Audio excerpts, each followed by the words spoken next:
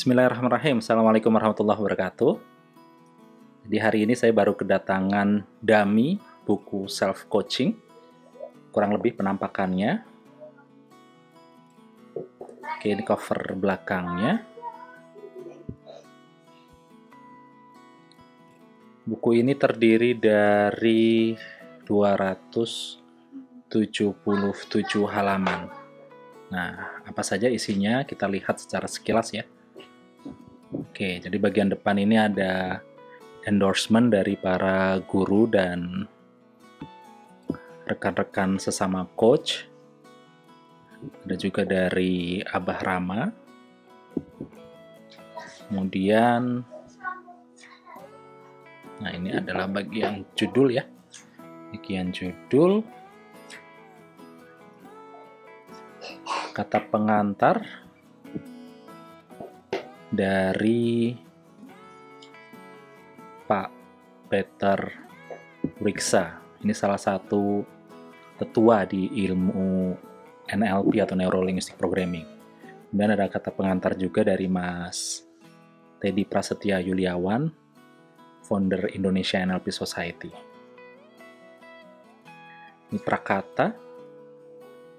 Kemudian ini daftar isinya kurang lebih ya. Jadi buku ini terdiri dari dua bagian, ada foundation. Di foundation itu ada 3 bab, memahami apa itu self-coaching, kemudian model kompetensi self-coaching, dan praktik self-coaching. Kemudian ada application. Application ada 4 bab di sana, mengubah hasil, mengubah perilaku, kemudian mengubah kondisi pikiran dan perasaan, dan menjadikan self-coaching sebagai bagian dari diri.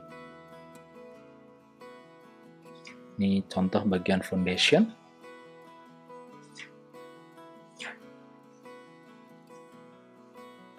Kemudian ini foundation bab kedua, self-coaching competencies model. Jadi model kompetensi self-coaching. Ini bab paling berat kalau menurut saya, karena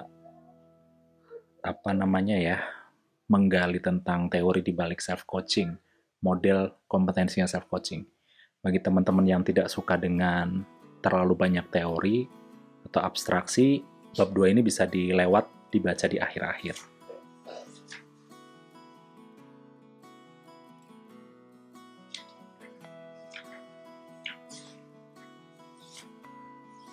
Tapi kalau untuk teman-teman yang suka dengan teori, filosofi, bab 2 ini akan sangat menarik ya. Karena memberikan gambaran secara utuh self-coaching itu seperti apa. Nah, di bab 3 baru kita bahas contoh aplikasinya nih. Contoh aplikasi. Jadi judulnya self-coaching practice. Aplikasi self-coaching itu bagaimana sih?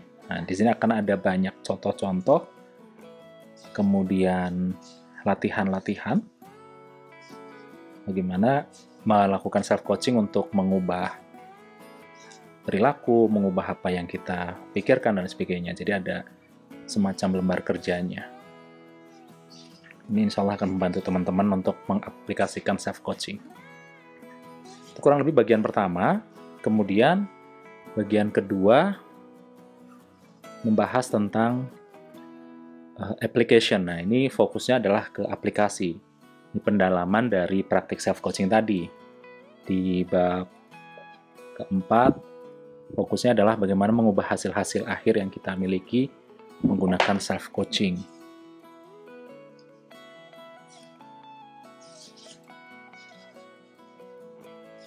Kurang lebih seperti ini ya, akan ada banyak pertanyaan, kemudian jenis-jenis target, bagaimana merancang perubahan dengan self-coaching, menggali sumber daya. Lalu di bab 5 fokusnya adalah mengubah perilaku dengan self-coaching, karena hasil yang kita dapatkan dalam hidup itu kan tidak akan berubah sampai kita mengubah perilaku atau tindakan kita.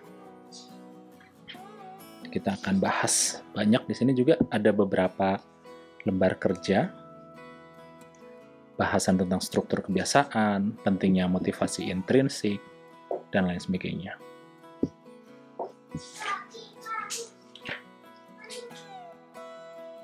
Kemudian bagaimana membentuk perilaku baru. Di sini ada teknik dari NLP namanya New Behavior Generator. Bagaimana melakukan tekniknya, kemudian sistem pendukung. Lalu ada bagaimana mengantisipasi kemunduran, mengatasi penundaan dengan aturan 5 detik. Kemudian bahasan tentang knowing doing gap juga ada di sini.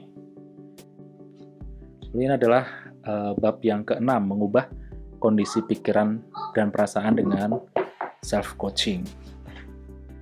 Jadi ada bahasan tentang state ya, pikiran fisiologi menghasilkan state. Nah, ini skema kenapa state of mind itu mempengaruhi perilaku kita. Kurang lebih gambarnya seperti ini.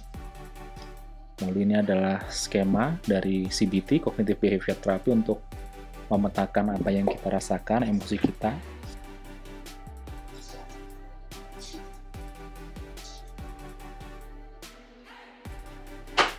Nah,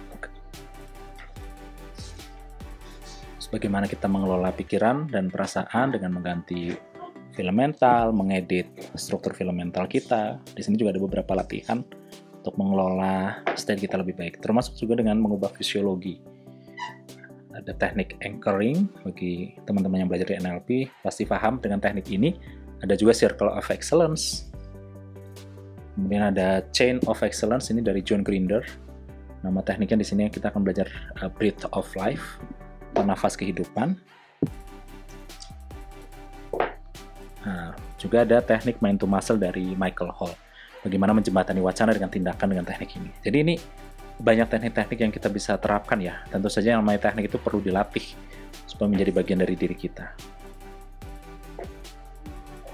Kemudian ini bab terakhir, bab 7 adalah bagaimana menjadikan self-coaching ini menjadi bagian dari diri kita, supaya tidak hanya sekedar teori, sekedar pengetahuan, tetapi benar-benar kita bisa aplikasikan di dalam kehidupan kita sehari-hari.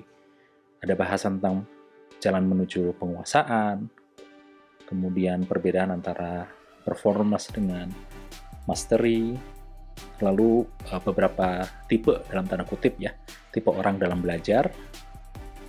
Nah, dengan harapan mudah-mudahan dengan ini kita jadi bisa tahu nih apa yang perlu kita lakukan untuk menjadikan self-coaching sebagai bagian dari diri kita. Di bagian belakang ada lampiran yang terdiri dari referensi pertanyaan, kemudian ada teknik tentang well-formed outcome juga ada ya, dan daftar state of mind.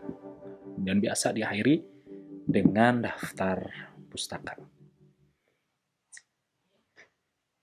Ya, kurang lebih seperti itu. Bedah buku self-coaching sebagai perkenalan. Bagi yang belum pre-order, silahkan pre-order. Terima kasih.